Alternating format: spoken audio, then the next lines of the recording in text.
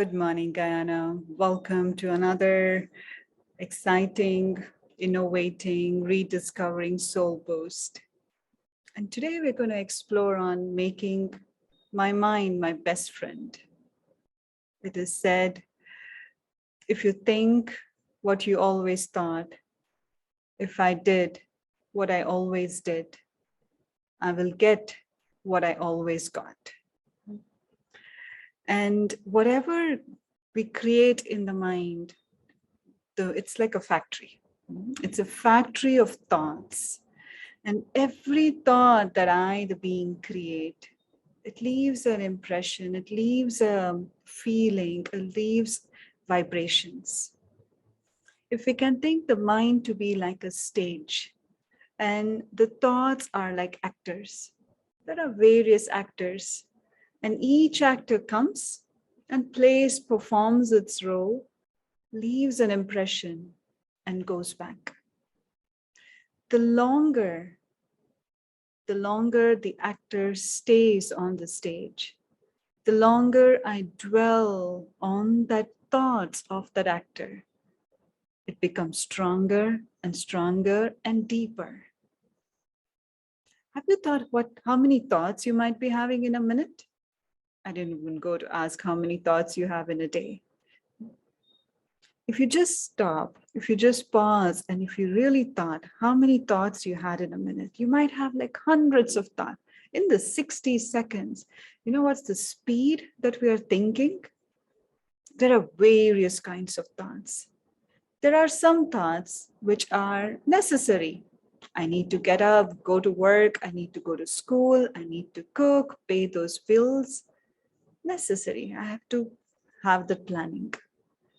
There are some which are waste, where I have no control over it, whether it's a situation or a person, myself, and I think about it again and again, repeatedly. I think about it in a cyclic pattern again and again. That's something which drains my energy. And on the flip side, there are other kinds of thoughts which are positive thoughts, which are positive. So you have necessary, like neutral, we have waste, and there is a positive thoughts. Thoughts which are not focusing on the problem, but thoughts that are focusing or directed to find a solution. So these thoughts may be few, but these positive thoughts or purposeful thoughts, or if you want to say pure and the right thinking, enhance our energy. When you're in a calm state, in a meditative state, what is the speed of our thoughts? Less, few, but they're not like racing one back to the other, but they are enhancing our energy. Have you paused and seen what kind of thoughts that we are creating? I was remembering about a story, not a story, but it's a real fact. The first person who climbed the Mount Everest, was Edmund Hillary. And the first time he tried to climb, his first attempt rather, he failed. He could not complete it. And of course, there was like a press release and wanted to know nobody had tried to climb the Everest. And he was the first one even attempting to climb. So they called him and they had like a ceremony, and they called him and wanted to know and understand what was his experience of climbing. And there was a huge picture of the Everest on the backdrop. And as he came on stage, he looked at the backdrop and he turned. And they were all curious. What did he look and what did he think? He said, Everest, you defeated me this time, not the next time. He changed his thinking. He didn't take it as a defeat. He didn't take it as an obstacle. It was a challenge, but he took it in a positive way. He changed his thought. As I think, so shall I feel. So if I start to think positive, then the energy that I'm giving to myself is positive, it's uplifting, it's motivating, it's encouraging, building confidence in myself. Yeah. So today, we want to, like, the first thought of the day, it kind of sets the tone, and you're listening to this the first thing in the morning. Why don't we? How do we treat our friends? I ask this because many people say, "Oh, my mind takes me on a ride." Yes, you say, "Oh, you have a mind of your own." Yes, I do have a mind of my own. The more organized my mind is, the more organized my life is going to be. More organized my life is going to be. So how do I organize my life? How do I organize my mind? How do I make my mind to do what I want to do? I want to think of this thing, and way it goes on the other direction. How do I make it to think what I wanted to think, how much I wanted to think, the direction I wanted to think? So let's make our mind our best friend. How would I treat my best friend? With love, with respect, with regard. I understand my best friend and I work with him accordingly. Him, her, doesn't matter. So, one practice that we can do when I make my mind the best friend, I make time for my best friend. When I say I make time for my best friend, I spend time with him. Can I make an appointment with myself? Can I make an appointment just morning, during the day, and evening? It's your best friend. How many times would we texting them? How many times do we call them? Let me call myself. Let me spend some time with myself, with my best friend, the me, the mind. Are you ready to spend some time with our best friend who's always accompanying us, who's always with us, who is helping us to get what we want? Imagine if this cooperation of the mind was not there, if it was really thinking out of the box than what I wanted to, I wouldn't have been able to achieve what I wanted to. There is cooperation and it is helping us, and it is we are co-passengers or co-creators, and I, the being, it's not like, oh, I'm the master, you have to be listening to what I say. No, it's our friend. As we hold hand in hand with our friends and go for a walk, go for a movie, and have a cup of tea and chat and share open-heartedly, let's spend some time with our mind to see where my mind is, how my mind is doing, and if we can steer the direction of our mind. Let's take a moment. Sit comfortably wherever you are, with your eyes open. You can have a focus. Don't have to stare, but just naturally glance of something in front of you.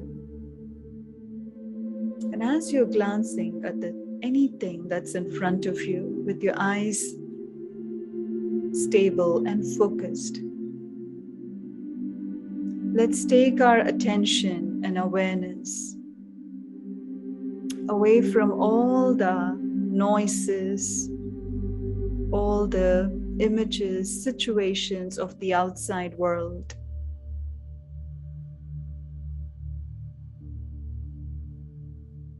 And the way I take it is I just acknowledge their presence. Yes, they are there. And I just acknowledge it and accept it as it is. And now I turn my attention inward. The being in this body. I turn inwards to check on my best friend.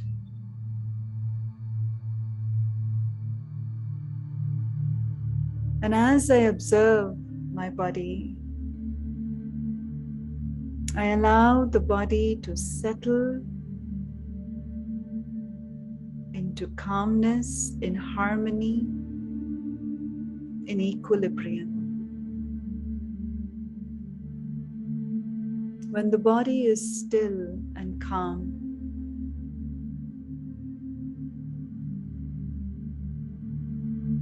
I observe my mind without any judgment, without suppressing any thought. I observe the stage of the mind and the various thoughts, the actors coming and going. And I talk to my mind, my dear friend, I'm so grateful that you are with me. You are my best friend who understands me, who wishes well for me, who's there when I need.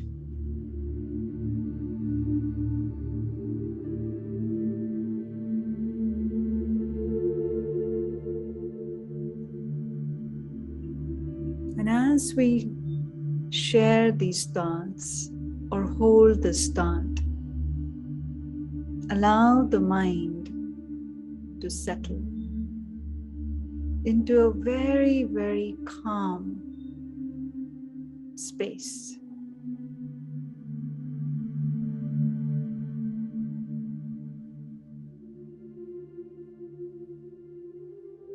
And I share and I hold this thought that I have a beautiful mind, a mind that creates only positive, a mind which thinks positive for the self, for others, and for everyone in the world.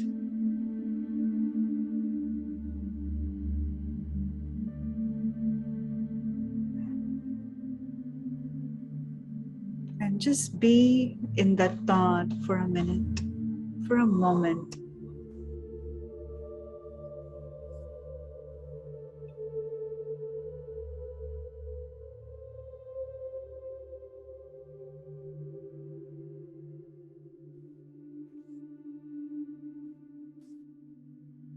And now, come back to your place wherever you are. And as you go through the day, keep an eye on your best friend. Talk to your best friend. See how he's doing. And as we hold the best friend's hand and take in the direction that we want, talk to the mind. It will listen. It is there to help us to go where we want, how we want, and when we want. But don't forget, the appointment is important. And keep up to your appointment. Be on time. And have a wonderful time with your friend today. Good day. Thank you.